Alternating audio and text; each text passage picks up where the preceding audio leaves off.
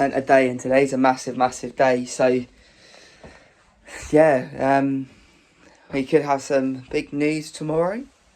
We might not. Well, in an hour's time, but I'll be saying it tomorrow. So yeah, we will see. But yeah, it's been good. I uploaded the video late last night, so it might have been put on this morning. It's just struggling with the video, getting it, but as I said before, there's no excuses because there should always be 1% a day, and there is. The days I missed, I shouldn't have missed really, but it's just I'm anxious doing it around people. So it's almost like I got to find a quiet area, but then I just feel guilty, not guilty, but like I'm doing something wrong, like I'm being a naughty boy or whatever, or I'm hiding off. I don't want them to think that I'm doing something bad or like hiding anything, because I'm not hiding anything. It's just the anxiety or fear of judgment probably is the best phrase to use it. Yeah, fear of judgment. But yeah, finances still. The post offices were closed today, so I have to send them tomorrow. So I'm hoping I can get one more thing in so I can do it all at once, because it's always long having to do like one each day. Prefer to do a group together. But yeah, we'll see. So I've got 2 to send off tomorrow. One got sent on. Mum done one today, but it was a different place to the others. So yeah, there's that. I've got coaching this evening. I had coaching last night. Let's talk about last night because it was good. So yesterday it was Ellie's obviously in the morning, then went back to mine and filmed a video, done some chart markups, and then had sessions. And I had one session in the afternoon with little Blake, who I've coached for over a year now. Great kid, always wants to learn. Only young, like 9. I was like, oh, you're such a good listener, but got to be good in school. And he goes, oh yeah, but teachers always there to talk. But it's like, you're 9 years old, you're going to talk, you have a bit of cheek about you. Yeah, pleasure always coaching him. And then after I had team session, it was the first team session since mid-December, I think, 13th of December or something like that. So yeah, it was really good.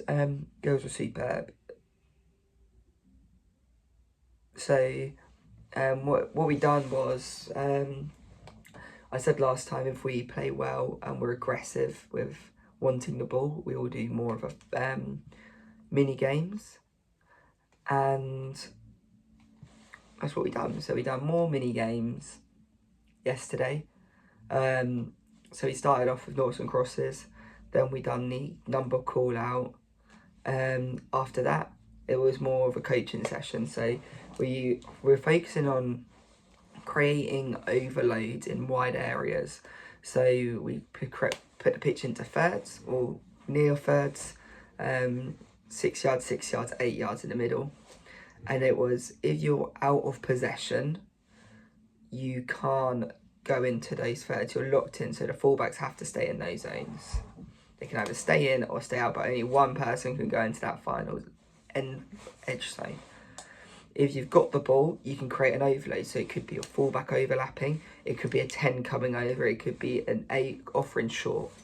And it's something we're trying to get our players to do is, if you want the ball, in girls football, there's not really a big diag. You've got to come for the ball. Yes, creates distances as well, but if you're a dribbler, if you come into a pocket, you can either receive and twist out, or you can receive and bounce them out.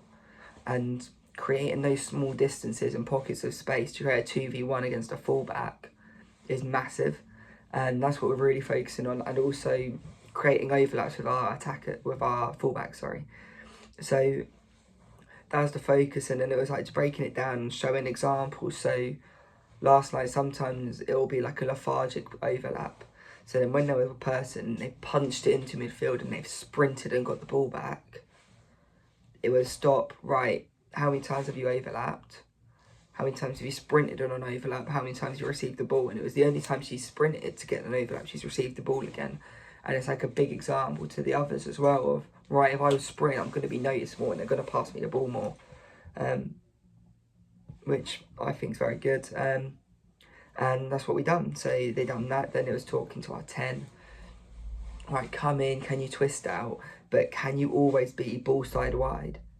even if the play's been switched from left wing to right wing, you've got to get over to that right wing and create a 2v1 because you're a dribbler and wingers are dribblers as well. So if you had 2 dribblers there, it's a long day for a fullback. And then if it brings over a midfielder, it gives off midfielders more space. So it just, that 10 coming wide to wide is perfect. And if that 10 doesn't, it's the fullback's job to come over and overlap. And we was getting that in it, honestly, superb. Really, really good technical session. And yeah, so we had that. Then I got back speaking to mum and dad for a bit. Yeah, stopped off at the Co-op, got a reduced sandwich, 60p. And yeah, today I got 2 hours of coaching this afternoon / this evening. So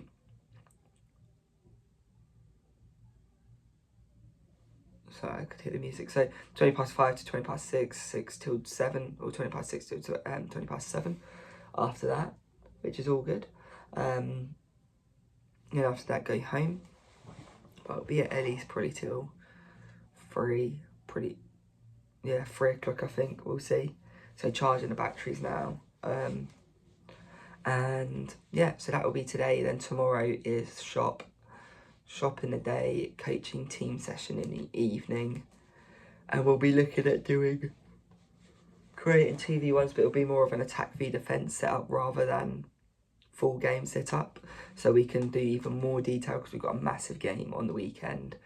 And on the weekend, their strongest player is their centre back, and if we can create chances away from the centre back wide, then massive for us. And also, last Saturday we was talking about, we swap our wingers every so often. So then we had a left foot and a right wing, right front. So then we might be able to cut in, and if we cut in, we could have that fullback going wide. So that's going to be the aim on Wednesdays, just to talk about that in a little bit of detail. And yes, they are young, but my thing is because girls' football is behind, if you can teach them, even if they take on a little bit now, when they are of that age, when they're getting into first team football, they'll have a good understanding. So then the people who have had longer time, who are younger than them, who are longer in the game and had more funding into the game, they won't overtake them, because that's the worry with the women's game at the moment, because it's still new. Is lots of people coming through, so it's just, you've got to be able to hold that pace, and especially I think the next 5 years is absolutely massive, and it's amazing for the game. So yeah, it's just giving them that understanding, because football's becoming a young person's game. So you can have that basic understanding of when you're going into those high teams, you're not going into a changing room and being like, oh, but also still keeping it fun. So that's what we're doing at the moment, is giving them a tactical understanding, giving them the reasons why. And something what I've really liked doing recently is let's basic it down.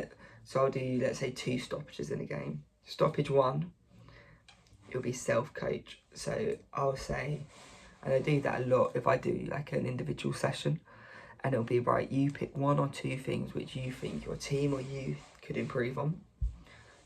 And then we're going to play for the next 5 minutes. You say if we've got better or worse. And then I'm going to give you a couple as well. And can you implement all together and see where we go from there? Because as much as a coach you need to give answers, on the pitch they're on their own. Yes, you can talk on the sidelines, but they also need to know from their own. So that's one way I've been doing my coaching recently, and it's worked quite well. So yeah, rest of today is going to be quite fun. We'll see. Just tidied Elle's room as well, just to keep it a little bit fresher. But yeah, it's just a chill one. Haven't done gym today because I had to wake up very early and left the house at like 7. So yeah, left the house at like 7, so I had no time for gym. So I'm just going to do a workout this evening when I get back. So I'll get back at like 8 o'clock, so it's not too bad. And then Thursday, we've got a session with the first team, get back at like 9. I'm not sure if we've got analysis. Oh yeah, we've not got no analysis because our game on Sunday's been called off, so now we're doing a training game on Sunday. So we don't need to analyse ourselves, will we? And we had no game last Sunday, so you can't even do analysis of the last game. So yeah, all positive. We'll see. Personally, there's still stress, financially, physically, but I'm still happy. I just, at the moment, it's just keep developing myself, and that's my focus this year, is develop myself, because the rest will come, and then next year it will be freedom. I truly believe that. So this year is all about just keep pushing myself to be better. And if I can't improve my net worth 1% a day, but if I can even get £20, £10, whatever, from eBay a day, an extra £70 a week, you can't complain at. Because an extra £300 a month, you cannot complain at. You really can't. Especially in this day and age, and that will pay for fuel, that will pay for food, that will pay for a lot. So it's just getting those extra couple £100 a month through my old stuff, which is my focus now.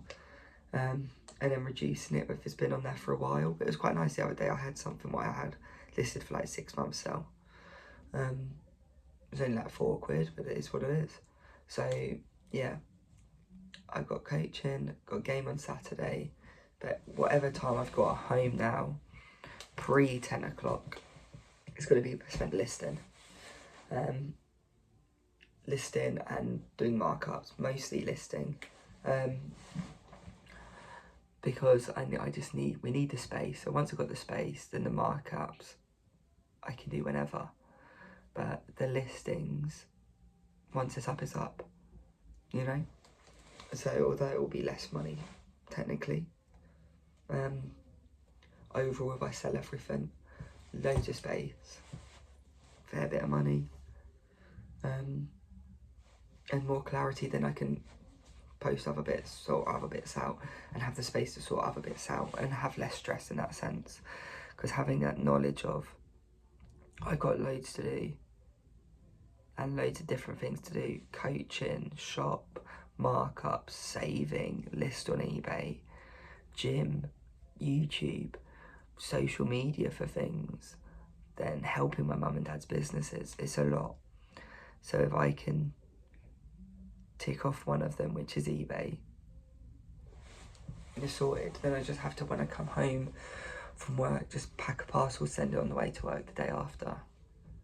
Then it's fine, because then I could do big markups on Monday, see how the charts go throughout the week from smaller markups, and my routine will be better. Then after the eBay's listed, then I've got more time, I can go gym more. Once I've saved more, then there's less stress for me to keep working and working. I can do gym, I can do personal development more. But it's using the times in between. So if you have any podcasts or YouTubers to listen to progress and actually work and actually make you see life better, please list them below, because that will be really useful for me at the moment. I say YouTube as well because I've got YouTube Premium. Wow, what a flex. So I can have that locked in the car and it won't distract me. So yeah, let me know. That's been 1% of today. Hopefully tomorrow we'll have some news. And then we change 2026's goals, but yeah, we need to sleep more. We need to finish eBay. We need to go to the gym. We need to save money. We need to turn around my mum's shop, and we need to be happy. And after all of those, we smile. See ya.